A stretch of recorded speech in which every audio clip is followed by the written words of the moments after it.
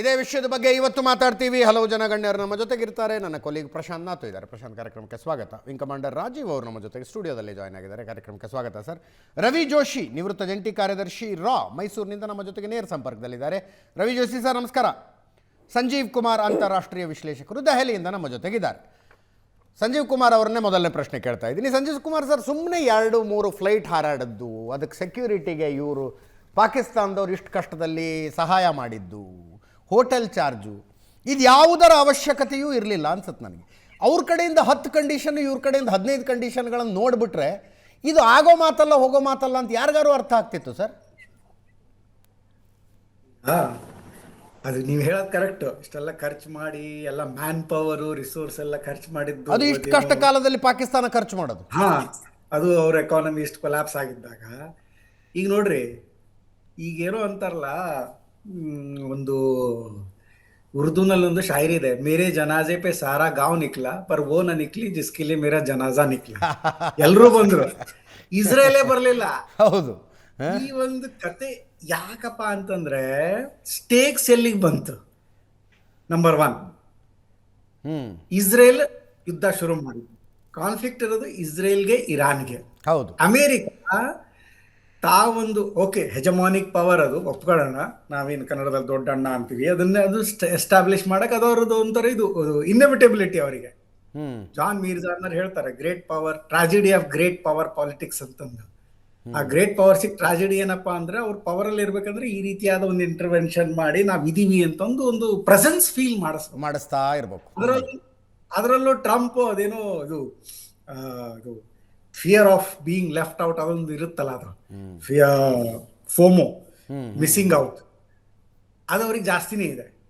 ಅದು ನಿನ್ನೆ ಇರಾನ್ ಒಬ್ರು ಎನ್ವಾಯ್ ಅವ್ರು ಹೇಳ್ತಾರೆ, ಡಿಲ್ಯೂಷನಾಲಿಟಿ ಅಂಡ್ ನಾರ್ಸಿಸಿಸಮ್, ಈ 2 ವರ್ಡ್ ಯೂಸ್ ಮಾಡಿದ್ರು ಟ್ರಂಪ್ ಅವರಿಗೆ. ಡಿಲ್ಯೂಷನಾಲಿಟಿ ಅಂದ್ರೆ ಯಾವ್ದೋ ಒಂದು ಹ್ಯಾಲ್ಯುಸಿನೇಟೆಡ್ ವರ್ಲ್ಡ್ ಅಲ್ಲಿ ಇರೋದು. ಹೌದು. ನಾರ್ಸಿಸಿಸಮ್ ಅಂದ್ರೆ ನಾನೇ ಬೆಸ್ಟ್, ನಾನು ಹೇಳಿದ್ರೆ ಹಾರ್ಮೋಸ್ ಓಪನ್ ಆಗ್ಬಿಡುತ್ತೆ, ನಾನು ಹೇಳಿದ್ರೆ ಕ್ಲೋಸ್ ಆಗ್ಬಿಡುತ್ತೆ, ನಾನು ಹೇಳಿದ್ರೆ ಆಯಿಲ್ ಟ್ರೇಡ್ ಶುರು ಆಗುತ್ತೆ, ನಾನು ಹೇಳಿದ್ರೆ ಕ್ಲೋಸ್ ಆಗುತ್ತೆ. ಈ ಎಲ್ಲ ಒಂದು ಇಟ್ಕೊಂಡು ಒಂದು ಪ್ಯಾಟರ್ನಲೈಸಿಂಗ್ ಆಟಿಟ್ಯೂಡ್ ಅಲ್ಲಿ ನೀವು ಆಲ್ರೆಡಿ ಡೈಲಾಗಿಗೆ ಈಕ್ವಾಲಿಟಿ ಇಟ್ಕೊಂಡು ಬಂದೇ ಇಲ್ಲ ನೀವು. ಹೌದು. ಡೈಲಾಗ್ ಅದು ಒಂದು ಸ್ಟೇಟ್ಮೆಂಟ್ ಕೊಟ್ರು ಟ್ರಂಪ್ ಅವರು, they are only alive to talk. ಅಂದ್ರೆ ಏನಪ್ಪಾ, ಅವರು ಮಾತಾಡೋ ತನಕ ಬದುಕಿರ್ತಾರೆ, ಆಮೇಲೆ ಇನ್ನೇನಾರು ಆಗ್ಬಿಡುತ್ತೆ. ಆಲ್ಮೋಸ್ಟ್ ಒಂಥರ ಡೆತ್ ಥ್ರೆಟ್ ಕೊಟ್ಟಂಗೆ ಆಯ್ತಿದ. Yes, the Iranian leaders are alive only till they are ready to talk. ಇದು ಟಾಕ್ಸ್ ಮುಗಿಯಕ್ಕಿಂತ ಮುಂಚೆನೆ. ಆಮೇಲೆ ಒಂದು ಅಮೇರಿಕನ್ ಡೆಸ್ಪರೇಷನ್ ಏನು, ಇದು ಒಂದು ಎಷ್ಟು ಡಿಪ್ಲೊಮ್ಯಾಟಿಕ್ ಹಿಸ್ಟ್ರಿ ನಾವು ತೆಗೆದು ನೋಡಿದ್ರೆ, normally deputy secretary level, assistant secretary level delegation ಬರುತ್ತೆ ಇರಾನ್ ಅಂತ ಕಂಟ್ರಿ ಜೊತೆ ಡಿಸ್ಕಷನ್ ಮಾಡಕ್ಕೆ. ವೈಸ್ ಪ್ರೆಸಿಡೆಂಟ್ ಖುದ್ದಾಗಿ ಬಂದಿದ್ದಾರೆ. This was a big statement, diplomatic statement. ಅಂದ್ರೆ ಎಷ್ಟು ಸೀರಿಯಸ್ ಇತ್ತು. ಟ್ರಂಪ್ ಏನಿದೊಂದು he put in his mouth something more which he was not able to chew. He swallowed so much beyond his ability to chew. ಯಾಕಂದ್ರೆ ಅದು desperation, ಅವರು ಇಟ್ಕೊಂಡಿದ್ದ ಉದ್ದೇಶ ಎಲ್ಲ failure ಆದಮೇಲೆ ಈಗ 2 ಉದ್ದೇಶ ಇದೆ.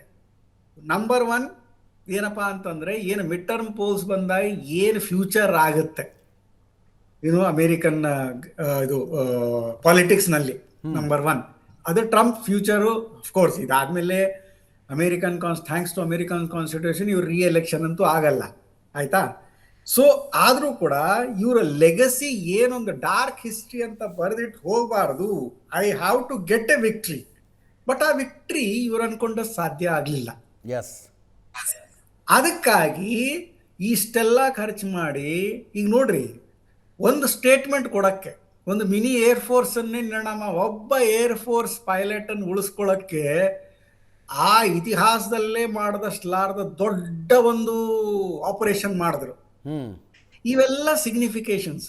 ಈ ಕಡೆ ಇರಾನ್ನ ಪಕ್ಷ ನೀವು ನೋಡ್ರಿ, ಇಸ್ರೇಲ್ನ ಪಕ್ಷ ನೋಡ್ರಿ. ನಾವು ಯಾವಾಗಲೂ ಇರಾನ್ ಅಮೇರಿಕಾ ಅಂತೀವಿ.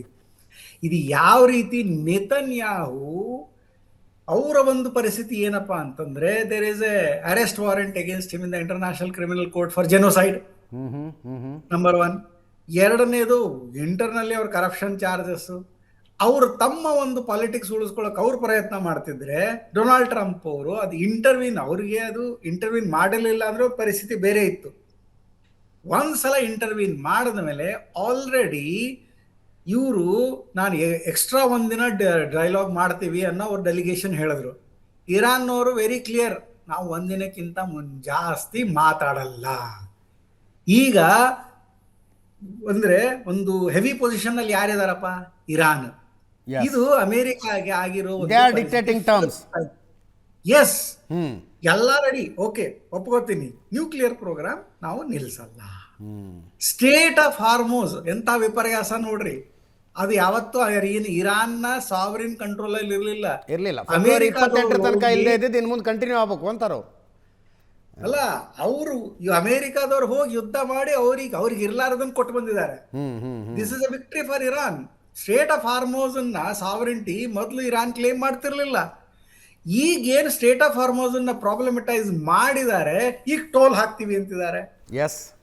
ಸೊ ಇವೆಲ್ಲದನ್ನು ನೋಡಿದ್ರೆ ಯುದ್ಧ ಒಂದ್ ಕಡೆ ಏನು ನೇವಿ ಡಿಸ್ಟ್ರಾಯ್ ಮಾಡಿದ್ವಿ, ಏರ್ ಫೋರ್ಸ್ ಡಿಸ್ಟ್ರಾಯ್ ಮಾಡಿದ್ವಿ, ಎಲ್ಲ ಡಿಸ್ಟ್ರಾಯ್ ಮಾಡಿದ್ವಿ. ಇವತ್ತಿಗೂ ಕೂಡ ನೀವೇ ನ್ಯೂಸ್ ರಿಪೋರ್ಟ್ ಅಲ್ಲಿ ಹೇಳ್ತಾ ಇದ್ರೆ 10 ಲಕ್ಷ ಸೋಲ್ಜರ್ಸ್ ನಿಂತಿದೀವಿ ಅಂತ ರಿಪೋರ್ಟ್ ಕೊಡ್ತಾ ಇದ್ದಾರೆ. Number one. ಇಲ್ಲಿ ಇಸ್ರೇಲ್ ಏನು, ಟರ್ಕಿ ಪ್ರೆಸಿಡೆಂಟ್ ಏನೋ ಅಂತಿದ್ದಾರೆ ಇಸ್ರೇಲ್ನವರು. ಇಲ್ಲಿಂದ ಟರ್ಕಿ ಏನ್ ಎಸ್ಟಾಬ್ಲಿಷ್ ಮಾಡ್ತಾ ಇದೆ, ಆಯ್ತಪ್ಪ ಇರಾನ್ ಮೇಲೆ ನಮ್ಮ ಮೇಲೆ ಅಟ್ಯಾಕ್ ಮಾಡ್ತೀರಾ ಮಾಡ್ರಿ, ಆಯ್ತಾ. ರಷ್ಯಾ ಕ್ಲಿಯರ್ ಆಗಿ ಹೇಳಿದೆ, ನಾವು ಇರಾನ್ ಜೊತೆಗೆ ಸಪೋರ್ಟ್ ಅಲ್ಲಿ ಇರ್ತೀವಿ. ಈ ಕಡೆ ಚೈನಾ ಇದು ವೆಪನ್ಸ್ ಕಳಿಸ್ತಾ ಇದೆ ಅಂತ ಸ್ವತಃ ಡೊನಾಲ್ಡ್ ಟ್ರಂಪ್ ಹೇಳ್ತಾ ಇದ್ದಾರೆ. ಒಂದೇ ನಿಮಿಷ ಇರಿ ಸರ್, ಬರ್ತೀನಿ. ನಾನು ರವಿ ಜೋಶಿ ಅವ್ರದ್ದು ಒಂದು ರಿಯಾಕ್ಷನ್ ತಗೊಳ್ತೀನಿ. ರವಿ ಜೋಶಿ ಅವರೇ, ನಿಮಗೇನು ಅನ್ಸುತ್ತೆ? ಅಮೆರಿಕ ಆಪರೇಷನ್ ಶುರು ಮಾಡಿಬಿಡುತ್ತಾ ಹಾರ್ಮುಜ್ ಜಲಸಂಧಿಯನ್ನು ಮುಕ್ತ ಮಾಡುವುದಕ್ಕೆ? ಇವತ್ತು ರಾತ್ರಿನೇ ಆಗಬಹುದು ಅಂತಾರೆ. ಬಟ್ ಇನ್ಯಾವುದೋ ಸ್ಟೇಟ್ಮೆಂಟ್ ನೋಡಿದೆ ನಾನು, 11ನೇ ತಾರೀಕು ಅಮೆರಿಕದ 2 ವಾರ್ಶಿಪ್ಗಳು ಒಳಗೆ ಹೋಗಿದ್ದಾವಂತೆ, ಪರ್ಷಿಯನ್ ಗಲ್ಫ್ನಲ್ಲಿ ಇದಾವಂತ ಆಲ್ರೆಡಿ.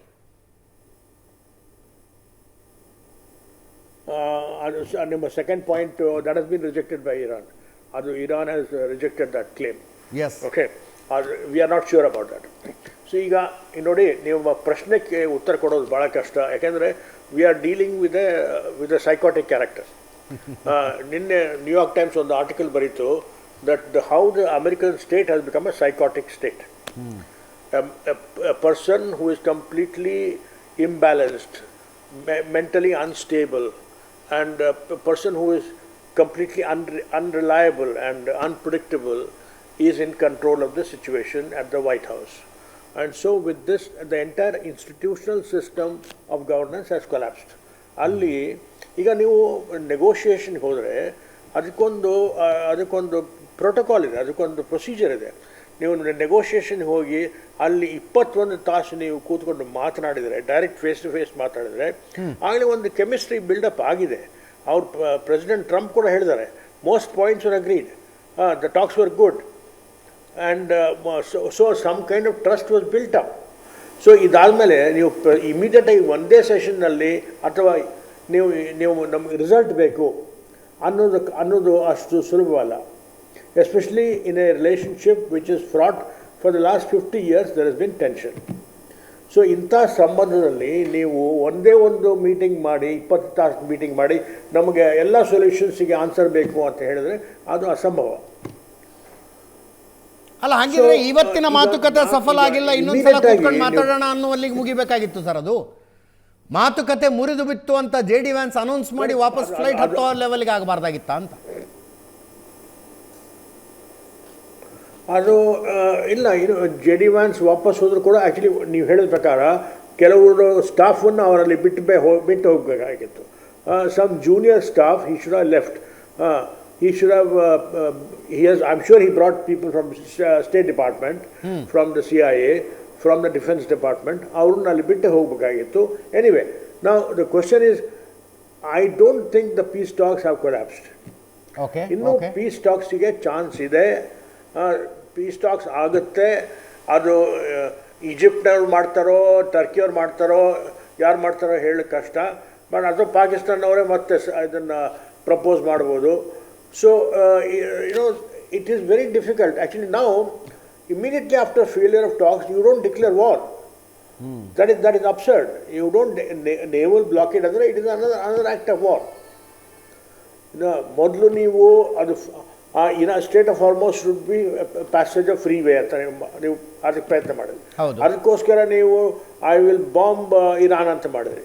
ಅದೆಲ್ಲ ಆದಮೇಲೆ ನೀವೇ ಬ್ಲಾಕ್ ಮಾಡಿದ್ರೆ ಅದು are you solving the problem?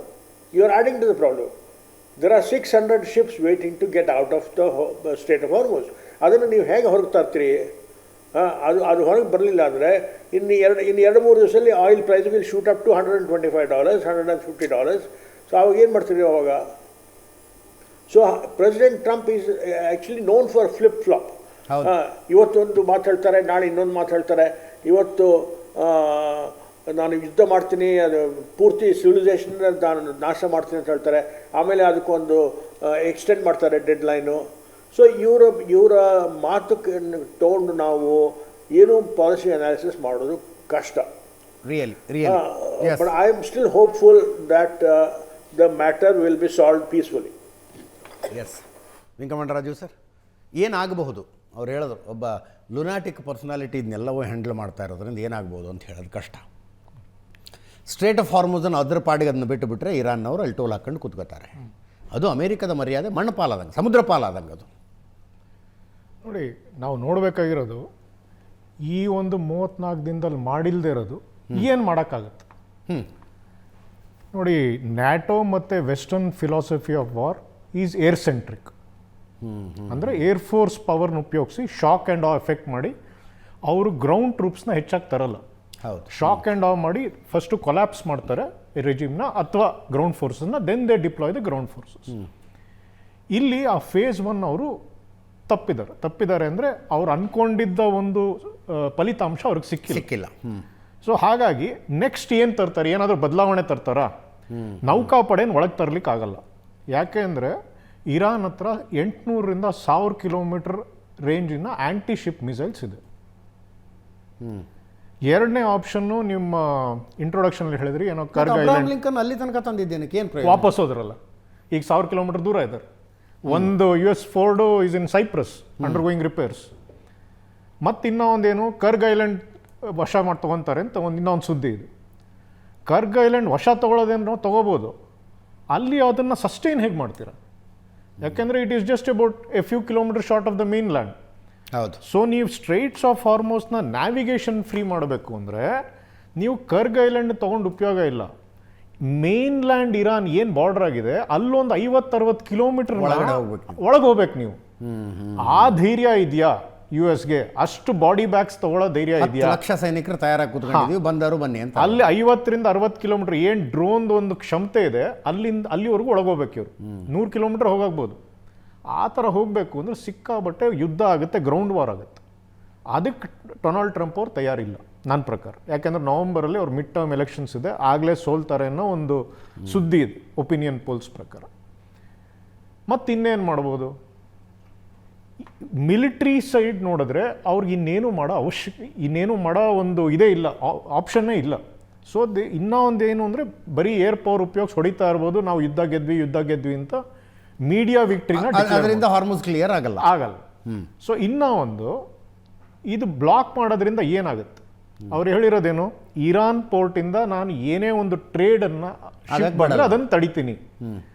So ನಾಳೆ ಒಂದು ಚೀನಾದೋ ಒಂದು ಇಂಡಿಯಾದೋ ಒಂದು ಶಿಪ್ ಬಂತು ಅಂತ ಇಟ್ಕೊಳ್ಳಿ ಇರಾನ್ ಪೋರ್ಟಿಂದ, ನಾವು ಟೋಲ್ ಕೊಡ್ತೀವೋ ಬಿಡ್ತೀವೋ ಅದು ನಮಗೂ ಇರಾನ್ಗೂ ಸಂಬಂಧಪಟ್ಟಿದ್ದ ಒಂದು ಒಪ್ಪಂದ.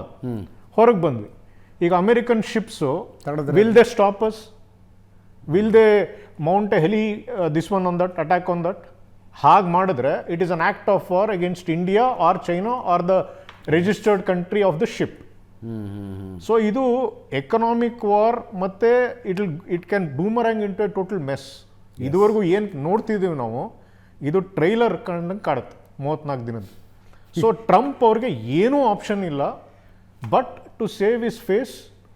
ಇಲ್ಲಿ ತನಕ ಇದುವರೆಗೂ ಆಗ್ತಾ ಇರೋದನ್ನ ನೋಡಿದ್ರೆ ಮುಂದೆ ಕೆಟ್ಟ ದಿನಗಳಿದಾವೆ ಅಂತ ಖಂಡಿತ ಇದೆ ಹೊರತು ಇದೇನು ಸುಲಭವಾಗಿ ಮುಗಿಯೋ ಖಂಡಿತ ಇದೆ. ನನಗೆ ಬಹಳ ಆಸೆ ಇತ್ತು, ಅಂದರೆ ಬಹಳ ಒಂದು ಹೋಪ್ ಇತ್ತು, ಈ ಒಂದು ಕಾರ್ಯಕ್ರಮ ಏನು ನಡೀತು ಪಾಕಿಸ್ತಾನದಲ್ಲಿ ಇದರಲ್ಲಿ ಏನೋ ಒಂದು ಆಗುತ್ತೆ ಅನ್ನೋ ಒಂದು ಹೋಪ್ ಇತ್ತು.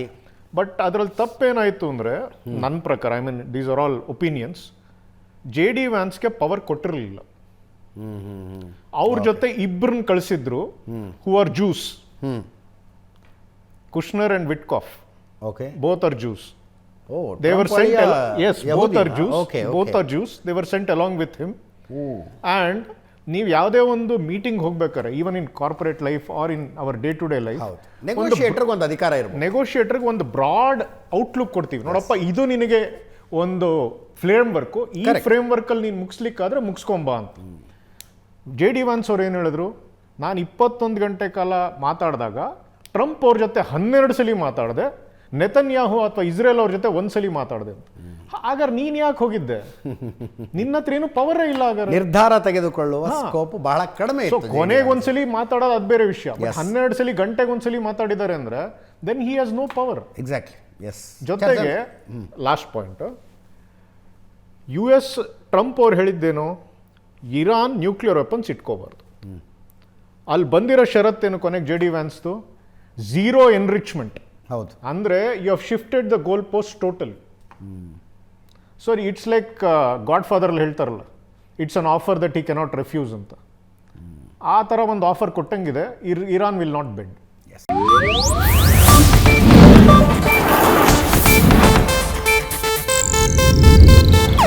ಇದು ಏಷ್ಯಾನೆಟ್ ನ್ಯೂಸ್ ನೆಟ್ವರ್ಕ್ ಪ್ರಸ್ತುತಿ.